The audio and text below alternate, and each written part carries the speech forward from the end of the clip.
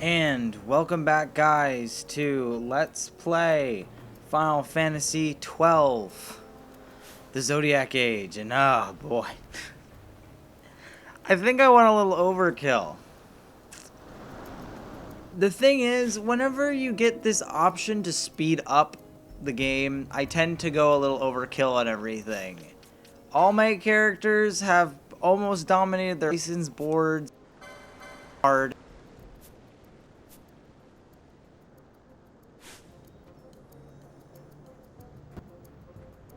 To this level, to this point, at this point in the game. This was a little beyond overkill, and we are going to end up dominating this entire run through the Sand Seas.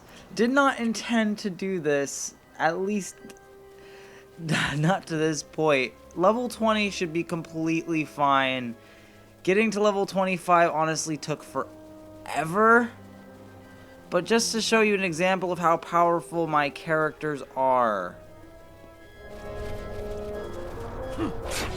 Yeah. It's just destruction. We should not be dealing this much damage. But it's fine with me. Let's compare last episode to this episode. Also, the first 20 episodes of this series are now uploaded onto YouTube. So there's no going back now, especially after I spent like 2 hours grinding up my characters to this point. And if I'm being honest with you, a huge portion of that time was spent on the license board. I ended up getting a chain of 700 plus. And I'm not joking when I say that, because it was much easier to just get that chain, and whenever you get a chain that high, or at least to about 30 or 40, so I guess 700 was again a bit overkill. There'll become times where when you pick up items that enemies drop, it'll sometimes recover your health, and there's a part in this area where you don't want to use magic. We're going to avoid that area entirely because of the fact that I've leveled up so high here in the Sand Sea that we're just going to go through the Sand Sea from beginning to end. I also found out that there's actually little shortcuts through the Sand Sea that I didn't know about. But I'm not going to take advantage of them in this LP because I don't want to put you guys through that. Unless you guys want to level up to level 25 with me. If you want to do that, then fine. Feel free to. Alrighty. So, I'm beginning to realize how much longer this takes to run through without the speed up. We made it pretty far when I was playing through. We're going to skip through that. We're going to go straight through here. So, we're now getting into the point of the game, which is the most fun part of this game, which is seeing environments that this game has to offer. Like, this area belongs to these guys. Who are they? We don't know. There are no human beings that populate this area. There's no humans, unless these things are human, but I really don't think they are. They kind of remind me of the, what do you call it, from Star Wars. I can't believe I'm drawing a blank on Star Wars. To be fair, though, I was never a huge fan. I just liked, I'm gonna get in a lot of trouble for saying this. I just liked the prequel trilogy and episode 4. I love episode 3 and 4. I think 3 and 4 are the best Star Wars films, and I think a lot of people are going to hate on me for that, and I'm going to defend that when I say this. The battle between Anakin and Obi-Wan is some of the best fucking directed, orchestrated anything I've ever seen in cinema history. Like, yes, even the cringy, you underestimate my power bullshit. Nah, man, that shit was fucking good. Alright? And I'm gonna defend that to the day I die. And if you're asking me, why don't you like episodes 5 and 6 like that? I think episodes 5 and 6 are fucking good. But dude, I'm telling you, the prequels, there's just something about them that I like, and I don't know why. I think we can all admit that The Phantom Menace would be a damn good movie if it was just an hour shorter. There's so much stuff in that movie that could have made it such a better film. But but due to the fact that it just was so drawn out, there was so much stupid bullshit that they threw into it. And I'm not talking about Jar Jar. I like Jar Jar Binks. A lot of people don't. I did. I thought he added a lot of charm to what was a very depressing world. They needed something like that. They needed some more, I don't know, character rather than just, oh, everything is doom and war.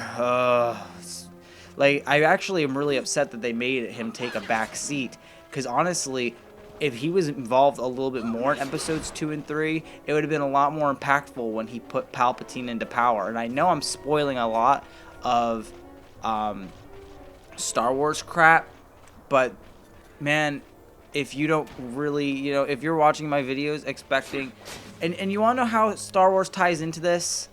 Because let's be real here, ever since Star Wars, most things that involve like science fiction like this they ended up getting their story based off of stuff from Star Wars. Like, you're telling me that some of the stuff in this game did not take any inspiration from it? I don't give a shit who you are. I don't care if this was made in Japan. You know for a fact that they took some influence from that. So, I know I keep doing like this little nervous scoff, like, it's because, no, I'm making a damn point. Alright, we don't need to go this way. Let's go, Bosch. And I'm not, enough of the Star Wars rant. There's no reason for me to be ranting about Star Wars. This is Final Fantasy. And if we're going to talk about Final Fantasy, can we talk about how Final Fantasy 16 looks damn good? Like, this is my favorite Final Fantasy. I really love 12. Do I think that there's some flaws with it? Yes, we've had this talk already. Especially after this grinding sesh, man. The fact that it took me as long as it did with those damn license boards. Like, guys, I'm not kidding when I tell you this. That shit took me so long. I was literally going, oh my god, when is it going to end? And I'm like, I just want my characters to be powerful. Also, we're going to be switching off the party after we leave this area. I'm going to switch, I'm going to keep switching for every chance we get, from Vaughn, Bosch, Pinello to Ball, Thier, Ash, and Fran. I can't believe I almost called Fran Pinello. Two completely different characters. If I had to say who my favorite character of my party is, I've already stated this a billion times, but I really love Ball Thier. Bosch is a close second, then Ash, then Fran, then Vaughn, then Pinello.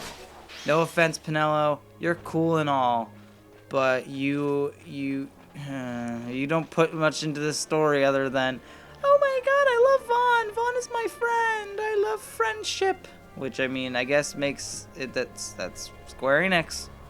The power of friendship. Let's get whatever these two are. 209 gil and a handkerchief that we don't need because we're not going to get any oil spilled on us at any point within the next few episodes. Right? Alright, where are we at?